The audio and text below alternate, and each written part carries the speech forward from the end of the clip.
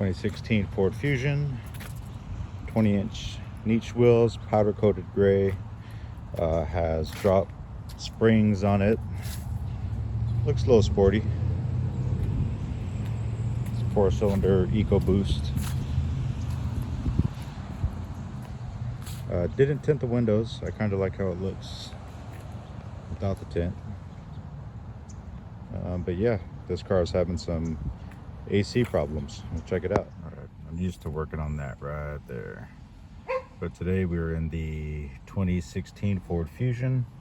Got some issues happening here. This vent here blows out cold when the heater is on. Up top here, this vent is cold when the heater is on. And this vent here, I think I know what the problem is. A blend door actuator, which is located down here by the pedals. All right, so this red thing here, this is the bottom of the blend door actuator.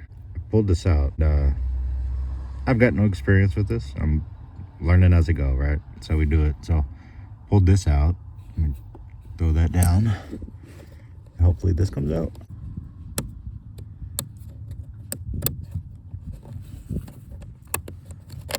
All right, that came out. There's a little tab here that I had to pull up to pull this out.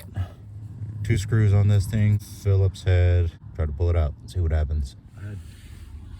Blend door motor is located on the right side of this, up in here, this area. Not a lot of space to put a screwdriver between this brake pedal bar and where the blend door motor is at. So I tried pushing down the brake pedal, trying to get this guy in there. Didn't work out too well for me. Kind of difficult pushing this down and trying to make the screw come out with that. This stubby one is too big to fit in there, so I made this contraption. 1/4-inch drive ratchet, 6.5 millimeter socket, and a drill bit, which made it fairly easy to take this out. Actually, I was able to get it out so far to where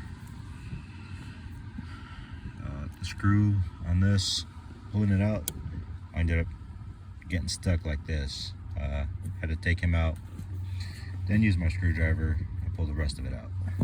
Top one is a little bit more difficult to get to because I can't see it. So we'll figure it out.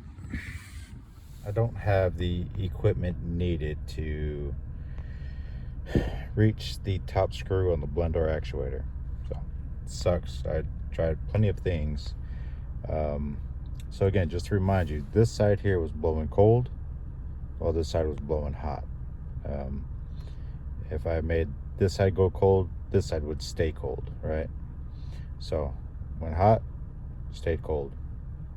I plugged everything back in, drove up the street and back, and lo and behold, I'm now blowing hot. I don't know if it was from disconnecting the connector, so this side's blowing hot along with this side now.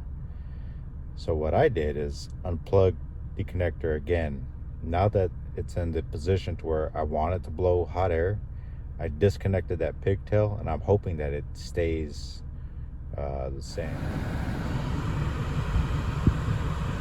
Hot air and hot air. Okay, this is doable, right? This is doable. I need this hot air for the mornings when I'm driving to work, but this is going to get me by for now until I get the proper tools to replace this stupid thing here. So this screw I was able to get out. That's a pinhole for lining up. This is the screw that I cannot get to.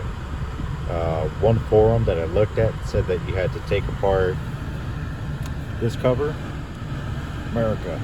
So you had to take apart this cover, some electrical connections that are in here, the steering column. That's a lot of work. So I'm going to keep doing some research and see if that's accurate or not. If it's correct, that's a whole lot of work. Yeah. So if you want to get by for the winter, if you want to get by for the summer, try to unplug it. The actuator deal at the bottom there, try to unplug it, plug it back in, set it to your desired heat or cold, and then unplug it. That'll get you by for some time. Thanks.